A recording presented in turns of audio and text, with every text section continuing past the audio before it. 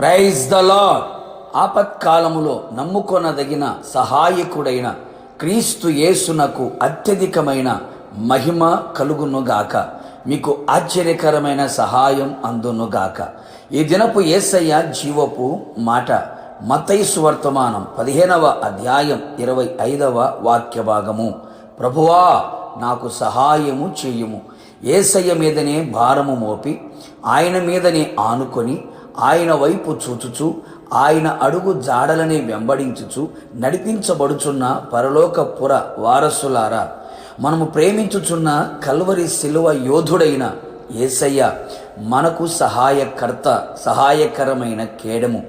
ఇంతవరకు మనకు సహాయము చేసిన ఎబినేజరుగా ఉన్నాడు. అవును ప్రియులారా, ఎలాంటి పరిస్థితిలో నిలిచిపోయినా, ఎటు తోచని దిక్కు దశలేని పరిస్థితిలో ఉన్నను, గురి గమ్యమేమిటో తెలియని పరిస్థితిలో నిలిచిన, వ్యక్తిగతంగా కుటుంబపరంగా భౌతికంగా ఎలాంటి సహాయము కొరకు ఎదురు చూచినా, ఎవరి వైపు కన్నులెత్తినా, చేతులు చాపినా సహాయము దొరకక కానరాక కన్నీళ్లు మిగిలిపోయిన స్థితిలో, నిస్సహాయ స్థితిలో నిరాశ చెంది నిశ్చేష్టుడుగా నిలిచిన, ఇదిగో నా దేవుని బిడ్డ, నీకు సహాయము చేయుటకు నీ వైపు ఆయన చేతులు చాపి ఉన్నాడు.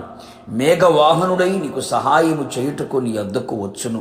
ఎలాంటి ఆపదలలో, సమస్యలలో, శోధనలలో, ఇరుకు ఇబ్బందులలో ఉన్నను ఆయన ఆపత్కాలములో నమ్ముకొనదగిన సహాయకుడై ఉన్నాడు. బలము లేని వారికి సహాయము చేయుటకు ఆయన కన్నా ఎవరు మనకు లేరు. ఆయన సహాయము చేయనిదే మనుషులెవరూ సహాయము చేయలేరు. పరిశుద్ధాత్ముడు కూడా మన బలహీనతను చూచి ఆయన సహాయము చేయుచున్నాడు. మనం ఆయన సన్నిధిలో మొర్రపెట్టినప్పుడు, ఆయనను నమ్ముకొనినప్పుడు, ఆయన మీదనే ఆనుకొని ఆధారపడి జీవించినప్పుడు, విడువక ఆయనను మనం వెంబడించినప్పుడు నిశ్చయముగా ఆయన మనయందు కనికరపడి మన కుడి చేతిని పట్టుకొని ఆయన చెయ్యి తోడుగా ఉంచి ఆశ్చర్యకరముగా పరిశుద్ధ స్థలములో నుండి ఆయన మనకు సహాయము అందించును.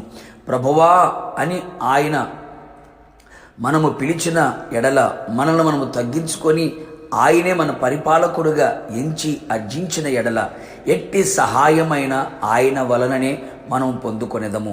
అనారోగ్యం నుండి విడుదల పొందేదము. శత్రువుల చేతి నుంచి విడిపించబడేదము.